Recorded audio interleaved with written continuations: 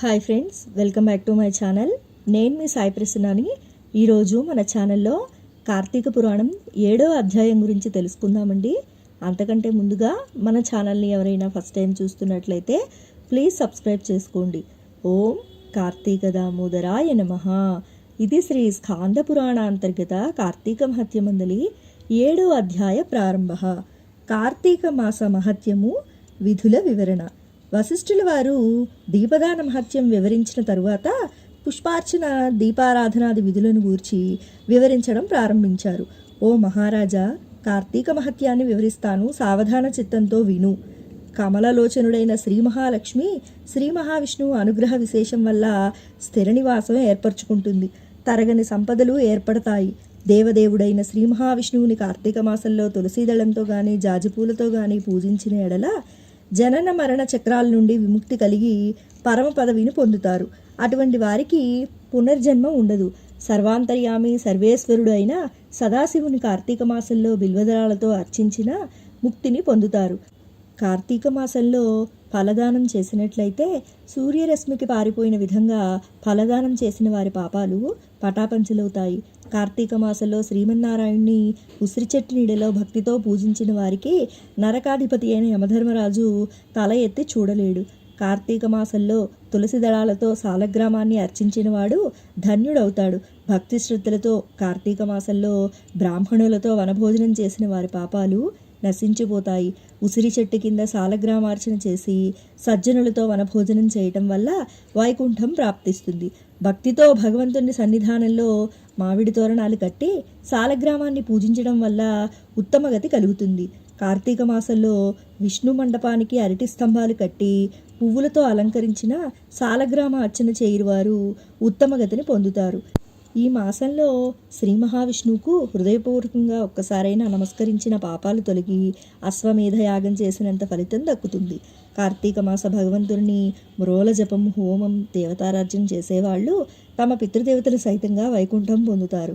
కార్తీక మాసంలో వస్త్రదానం చేసినట్లయితే అనేక అశ్వమేధ యాగాలు చేసిన ఫలితం ప్రాప్తిస్తుంది. కార్తీక మాసంలో విష్ణు దేవాలయ శిఖరాన ధ్వజం కట్టే వారి పాపాలు గాలికి దుమ్ము ఎగిరిపోయిన విధంగా ఎగిరిపోతాయి.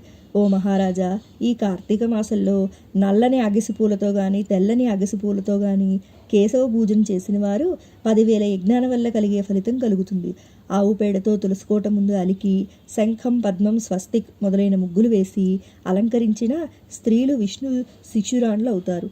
కార్తీక శుద్ధ చతుర్దశి యందు, కార్తీక బహుళ చతుర్దశి యందు కానీ విష్ణు సన్నిధానంలో దీపారాధన చేయటం వల్ల కలిగిన ఫలితాన్ని వివరించడానికి సృష్టికర్త అయిన బ్రహ్మ కూడా సాధ్యపడదు.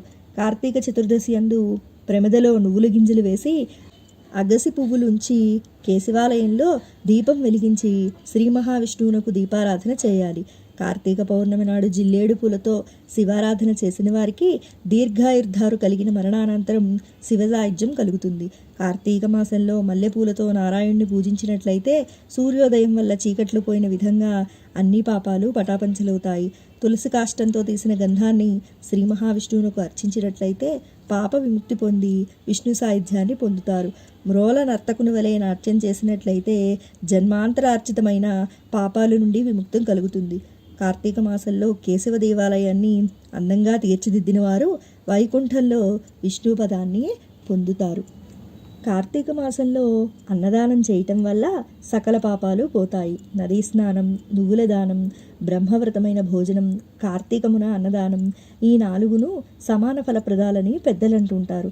కార్తీక పౌర్ణమి నాడు స్నానం, దానం చేయని వాళ్ళు అనేక సార్లు కుక్క జన్మలెత్తి చివరికి చండాల జన్మ పొందుతారు.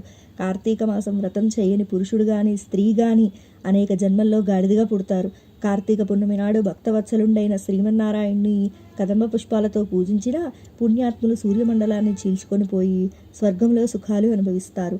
కార్తీక మాసంలో సర్వజగద్రక్షకుడైన శ్రీమన్నారాయణ్ణి భక్తితో మొగలి పువ్వులతో ఆరాధించినట్లయితే 7 జన్మల తర్వాత వేదాంగ పారాంగతుడైన బ్రాహ్మణ జన్మ ప్రాప్తిస్తాయి. శ్రీమన్నారాయణ్ణి 1000 దళాలు గల కమలాలతో కార్తీక మాసంలో పూజించే మానవులు దీర్ఘాయువును పొంది చివరకు సూర్యలోకం పొందుతారు. శ్రీ మహావిష్ణువు ప్రతిమను అగసిపూలతో అలంకరించి భుజమును దాల్చిన వారు స్వర్గాధిపత్యం పొందుతారు. పురుషులు గాని స్త్రీలు గాని పూలమాలతో తులసీ దళాలతో శ్రీమన్నారాయణునికి పూజ చేసినట్లయితే సకల పాపాలు తొలగిపోయి విష్ణు సాయుధ్యం పొందుతారు. కార్తీక మాసంలో ఆఖరి ఆదివారం రోజైన కార్తీక స్నానం చేసినంత మాత్రాన నెలంతా స్నానం చేసిన ఫలితం ప్రాప్తిస్తుంది. కార్తీక మాసంలో మొదటి రోజున శుద్ధ పాడ్యమి, మధ్య రోజున పౌర్ణమి, చివరి దినమైన చతుర్దశి రోజు స్నానం చేసినట్లయితే ఆ నెలంతా స్నానం చేసిన ఫలితం దక్కుతుంది. ఆ విధంగా కూడా చేయడానికి శక్తి చాలని వాళ్ళు కార్తీక మాసమంతా ఆ మాస మహత్యాన్ని వినడం వల్ల అన్ని పాపాలు తొలగిపోతాయి. ఈ మాసంలో దేవాలయంలోని దీపాలు ఉంచిన మానవుల పాపాలు నశించిపోయి ఈ మాసంలో విష్ణు పూజ కొరకు మనోవాక్కాయ కర్మ వల్ల తోడ్పడేవారు స్వర్గలోకం పొందుతారు. పుష్పం, గంధం, ధూపం మొదలైనవి కార్తీక మాసంలో విష్ణు భగవానునికి భక్తిపూర్వకంగా అర్పించి ఆరాధించేవాళ్ళు విష్ణు పదం పొందుతారు. కార్తీక మాసంలో శ్రీ విష్ణువు సాన్నిధ్యంలో జపతపాలు చేయని మానవుడు అనేక జన్మలు నక్కగా పుట్టాల్సి వస్తుంది. ఏ మానవులు కార్తీక మాసంలో విష్ణు భగవానుని సాన్నిధ్యంలో ప్రదోషకాలంలో పురాణ కాలక్షేపం చేస్తారో వారు కేశవ మందిరం చేరుకుంటారు. ఈ కార్తీక మాసంలో సాయంకాల సమయమందు స్తోత్ర పాఠాలని పారాయణ చేసేవారు స్వర్గ సుఖాలు అనుభవించి అనంతరం శాశ్వత ముక్తిని పొందుతారు. వారికి తిరిగి పునర్జన్మ ఉండదు. ఇది శ్రీ స్కాంద పురాణాంతర్గత కార్తీక మహత్యమందలి 7వ అధ్యాయం సంపూర్ణం. ఓం కార్తీక దామోదరాయ నమః. ఈశ్వరుని కృపాకటాక్షలు మనందరిపై ఎల్లవేళలా ఉండాలని మనస్ఫూర్తిగా కోరుకుంటున్నానండి. సర్వేజన సుఖినో భవంతు. సర్వే సృజన సుఖినో భవంతు. ధన్యవాదాలు.